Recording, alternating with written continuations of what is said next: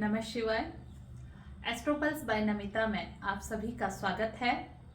और आज मैं सीरीज जो लेकर आई हूँ वर्ष 2025 का राशिफल जनवरी फरवरी मार्च पहली तिमाही कैसे निकलेगी। तो देर किस बात की है, खोलिए अपनी जन्म कुंडली और देखिए कि आप वृश्चिक लग्न के हैं या वृश्चिक राशि के हैं। अगर आपके चंद्रमा 8 नंबर पर बैठे हैं तो आपकी राशि वृश्चिक हो गई, और आपके यहाँ पर को लग्न में 8 नंबर लिखा है तो आप वृश्चिक लग्न के हो गए। अब देखते हैं कि ये वर्ष 2025 हमारे कार्यक्षेत्र के लिए कैसा रहेगा, हमारे परिवार के लिए कैसा रहेगा, हमारे जो प्रेम संबंध हैं वो कैसे रहेंगे, हमारा स्वास्थ्य कैसा रहेगा, हमारी धार्मिक चीजें कैसी रहेंगी और हम राजनीति कर पाएंगे या नहीं कर पाएंगे। इन सब चीजों को जानते हैं। अगर आपको कहीं पर लगता है कि मेरी ये चीज कमजोर है तो उसके लिए मैं साथ साथ में आपको उपाय भी बताते जाऊंगी। हर चीज के साथ आपको एक एक रेमेडी बताते जाऊंगी। उस रेमेडी को आप अपने जीवन में अपनाकर इस जो 3 महीने का शुरुआती गोचर है इससे आप अपने जीवन को बेहतर बना सकते हैं। तो आप अपनी दशा देखिए, आपकी दशा क्या लगी है उसको आप मुझे कमेंट के माध्यम से लिख दीजिए। चलते हैं, सबसे पहले आपके लग्न की हम बात कर लेते हैं, यानी कि आपकी बात कर लेते हैं। आपके जो लग्न के स्वामी है ना, इसके जो लॉर्ड हैं वो कहाँ जाकर बैठे हैं, वो आपके भाग्य भाव में चले गए। भाग्य में राशि के लॉर्ड का होना अच्छा भी है, लेकिन ये क्या हो गए हैं, ये नीच के हो गए हैं। अब यहाँ पर ये अभी तो है, लेकिन कुछ समय के बाद ये 21 जनवरी से आपके अष्टम में आ जाएंगे। तो यहाँ से ये आपके मन में थोड़ा सा अशांति से आना, थोड़ा सा मन को उद्विग्न कर देना, इस तरह की चीजें चल रही हैं। अंदर ही अंदर आप काफी सारी चीजें सोचेंगे कि ये कर दूं, ये कर दूं, इस ऊहापोह में आप रहेंगे। अभी तो ये धर्म भाव पर बैठे हैं और यहाँ से ये जो आपके यहाँ देख रहे हैं चौथी दृष्टि इनकी आपके द्वादश भाव पर है, मोक्ष वाले भाव पर है। तो आपने अपना जीवन इस समय अगर आप पूजा पाठ इन सब तरफ लगे हुए हैं तो आपका जीवन बेहतर बना हुआ है। दूसरा, यहाँ आपके जो मंगल बैठ के आपकी छोटी यात्राओं को देख रहे हैं तो कई सारी आपकी छोटी यात्राएं हुई हैं। आप छोटे छोटे जितने नजदीक में तीर्थ स्थान है उसमें होकर आए हैं, जिससे आपका बहुत सारी चीजें अच्छी रही हैं।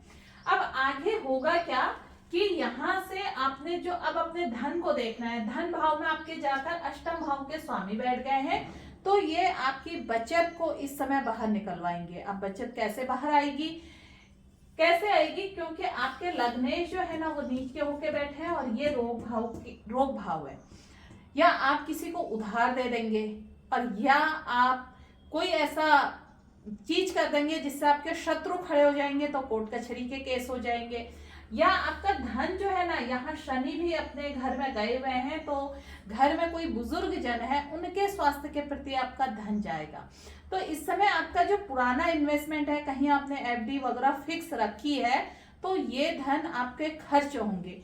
तो इसके लिए ये धन हमारा सही खर्च हो, इसके लिए आपने क्या करना है, अगर आपके पास धन है तो आप उस बचे हुए धन को ऐसी जगह इन्वेस्टमेंट कर दीजिए कि जिससे वो धन आप अचानक ना निकाल पाए। आप अपने शानो शौकत के लिए भी उसको खर्च कर सकते हैं, इसके लिए भी आपने उसको बचाकर रखना है। पराक्रम की बात करते हैं। 14 जनवरी से पराक्रम भाव में आपके सूर्य पहुंच जाते हैं तो आपके पराक्रम में वृद्धि होगी। आपकी जो यात्राएं रहेंगी वो सरकारी यात्राएं होंगी, सरकारी यात्राएं आपकी बढ़ जाएंगी। और आपके विदेश भाव के स्वामी भी आपके चतुर्थ भाव में बैठे हुए हैं, तो परिवार के साथ आपकी विदेश यात्रा भी हो सकती है और विदेशी दौरे भी आपके काफी समय, आप बड़ी मल्टीनेशनल कंपनियों में हैं तो कंपनी की तरफ से भी आप जो सरकारी स्तर पर है वो सरकारी स्तर से ही विदेश जाएंगे, और जो बड़ी कंपनियों में है तो वो उस कंपनी के खर्चे से विदेश यात्राएं उनकी इस समय होंगी। हो सकता है कि वो परिवार को लेकर भी जाए। शनि यहीं पर बैठे हुए हैं तो शनि आपको कुछ नया काम दिलाएंगे, कुछ नए आप आविष्कार कर सकते हैं। किसी सस पंच महापुरुष योग भी बना रखा है ना इन्होंने यहाँ पर बैठ के, तो इससे समाज में आपको इस समय एक नई पहचान भी मिलेगी। अगर आप बड़े लेवल पर काम कर रहे हैं तो आपको राष्ट्रीय स्तर पर भी एक पहचान मिल सकती है। आपके हम पंचम भाव की बात करें, 5वें भाव में आपके राहु बैठे हुए हैं तो यहाँ पर ये थोड़ा सा संतान को कष्ट मिलना, जब तक राहु यहाँ पर है तो संतान को थोड़ा सा कष्ट मिलेगा, संतान की तरफ से आपको पीड़ा हो सकती है। शिक्षा में आप कुछ नया इन्वेंशन कर सकते हैं। शिक्षा के क्षेत्र में आप हैं, आप पढ़ाई कर रहे हैं, विद्यार्थी हैं, तो आप कुछ बहुत बड़ा सोच रहे हैं, आप कोई आविष्कार करने की सोच रहे हैं, तो वो इस समय आप यहाँ पर आपका फुलफिल होने वाला है। क्यों? क्योंकि इस भाव के स्वामी आपके कहाँ चले गए? आपके सप्तम भाव में चले गए हैं। तो ये सप्तम भाव हमारा दाम्पत्य का तो है ही है, ये व्यवसाय का भी कारक है। और कहीं से आप अभी इस शुक्र की महादशा में है, सप्तम भाव की महादशा है, इसकी महादशा में है, तो आपको इस समय ये चीज बड़े स्तर पर करने को मिलेगी। यानी कि आप कोई आविष्कार कर रहे हैं तो उसे राष्ट्रीय स्तर पर पहचान मिलने की पूरी पूरी संभावनाएं हैं। हम छठे भाव की बात मैंने पहले ही कर दी कि ये रोग रिपु ऋण का भाव है, इसका स्वामी आपका नवम में गया है। कुछ बड़े एक्सीडेंटल आपके जीवन में होने वाले थे, लेकिन धर्म भाव पर आपका स्वामी गया है, तो इसने उन चीजों को आपको रोक लिया है। तो अब यहाँ से अगर आप आध्यात्म से जुड़े हुए हैं तो उन चीजों से रक्षा करिए। आपके जो आराध्य देव हैं उनकी आपने आराधना करी है, तो उनसे आप रक्षा अभी तक करिए और आगे भी करेंगे। लेकिन इसके बाद जब ये यहाँ आ जाएंगे तो आपको अपनी सारी चीजें, क्योंकि आपका लग्नेश अष्टम में आ जाएगा ना, आप क्या कर रहे हैं क्या नहीं कर रहे हैं, इसको गुप्त रखना है। और जितना आप चीजों को बाहर दिखाएंगे आपकी चीजें कम होती हुई प्रतीत होंगी। आपके इस भाव के स्वामी जो हैं वो आपके धन भाव पर गोचर कर रहे हैं, तो अचानक कहीं से अनायास धन की प्राप्ति भी आपको हो सकती है, कोई इनहेरिटेंस प्रॉपर्टी आपको प्राप्त हो सकती है। भाग्य भाव में मैंने जैसे आपको पहले ही बता दिया है कि आपके पिता, अपने थोड़ा सा पिता के स्वास्थ्य को देखिएगा, पिता के स्वास्थ्य को कष्ट हो सकता है, और आपकी छोटी छोटी यात्राओं से आपकी चीजें बढ़िया हो सकती हैं। आप अगर सोशल मीडिया का इस समय काम कर रहे हैं तो उस काम में भी आपकी उन्नति होगी, क्योंकि सोशल मीडिया भाव का स्वामी ना आपके चौथे घर में बैठ गया। तो कुछ सोशल मीडिया जो एक्टिविटी है वो अगर आप घूम घूम कर रहे थे, इस समय आप घर में बैठ के अपने सोशल मीडिया पर आप काम कीजिए, आपको इससे भी लाभ होगा। बात करते हैं आपके दसम भाव, कर्म भाव का स्वामी पराक्रम में चला गया है। जितना आप कर्म में घूमेंगे उतना आपको लाभ होगा। यानी कि कर्म के माध्यम से आपकी यात्राएं होंगी, और वो यात्राएं सरकारी भी हो सकती हैं, वो यात्राएं जिनके साथ आप जुड़कर काम कर रहे हैं उनके साथ भी आपकी यात्राएं हो सकती हैं। अपने बॉस के साथ आपको बैठने का समय मिलेगा। कुछ उच्च अधिकारी या उच्च राजनेताओं से भी आपकी यहाँ पर मुलाकात होने की संभावना है अगले 3 महीनों में। अब इसमें हम बात करें आपके लाभ भाव की। लाभ भाव के स्वामी इस समय आपके धन भाव में गए हैं। लाभेश का धन भाव में जाना ये धन के लिए बहुत अच्छा रहता है, क्योंकि यहाँ पर रह के ये अगर आप बिजनेस करते हैं तो आपके लाभ को बढ़ा देते हैं, आपके लाभ को ये आपके इन्वेस्टमेंट में बदल देते हैं। तो इस समय बुध आपका ये काम करेंगे। पहले भी मैंने आपसे कहा था कि आपके धन भाव के स्वामी कहाँ गए हैं, आपके सप्तम भाव पर गए हैं। तो अपने जो पार्टनरशिप है उसमें आपके जो खर्चे होंगे उन खर्चों को अभी आप अपने ऊपर खर्च ना करके अगर व्यापार में ही खर्च करते हैं और कहीं बड़ा इन्वेस्टमेंट करते हैं तो उससे आपको लाभ होगा। लेकिन ज्ञान भाव में राहु बैठे हुए हैं तो ये कुछ अनावश्यक जगह पर खर्च न करवा दे, इसलिए आप सोच समझकर इसको खर्च कीजिएगा, क्योंकि यहाँ केतु है और राहु इस भाव को देखकर आपको बड़ा सपना दिखाएं और उस सपने में आप अगर फंस जाएंगे तो कहीं आपके सारे पैसे बर्बाद ना हो जाए। तो सोच समझकर आप उन प्रोजेक्ट पर काम करिए। आप इस समय अगर सोसाइटी से जुड़े हुए हैं तो सोसाइटी के काम में आपको बड़ा लाभ होगा। आप समाज में उभर कर आ सकते हैं, आप सोसाइटी के लिए भी कुछ ऐसा काम कर सकते हैं जिससे सोसाइटी को लाभ हो और आपको एक नई पहचान मिले। अब आपका जो 12वां भाव है, अगर हम 12वें भाव की बात करते हैं तो इसका स्वामी आपके घर में ही बैठे हुए हैं। तो घर में कुछ इस तरह के आपके फंक्शन हो सकते हैं, अच्छे फंक्शन हो सकता है। घर में नई वधू का आगमन हो सकता है, कोई नए मेहमान का आगमन हो सकता है। वधू का आगमन इसलिए कि आपके संतान की अगर अभी तक शादी नहीं हुई है, पुत्र है, उसकी शादी होनी है, तो उसकी जो घर में बहू आएगी वो एक मेहमान हो सकते हैं। दूसरा लड़की है तो आपका, क्योंकि बहू को इसलिए माना जाता है बहू वहीं पर रहती है, दामाद वैसे मेहमान हो जाते हैं। तो एक तरह से किसी नए यहाँ पर स्त्री आपके घर में जुड़ सकती है, कोई नई स्त्री घर में आ सकती है, नई स्त्री बहू के ही रूप में आती है। तो एक ये हमने जो अभी तक इस पूरे गोचर की बात करी, इसमें हमने आपके स्वास्थ्य को लेकर बात करनी है। आपके जो प्रेम संबंध है, प्रेम संबंध में इस समय थोड़ा सा गलतफहमियां पैदा हो सकती हैं। उन गलतफहमियों से अगर आप बचे रहते हैं कुछ समय के लिए तो फिर ये आपकी चीजें ठीक हो जाएंगी।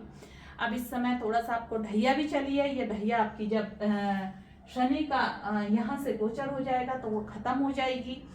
30 मार्च से इनका सबका परिवर्तन होने वाला है, इसलिए मैंने बहुत लंबा आपको नहीं बताने जा रही हूँ, क्योंकि फिर वहां से बहुत सारी चीजें बदल जाती हैं।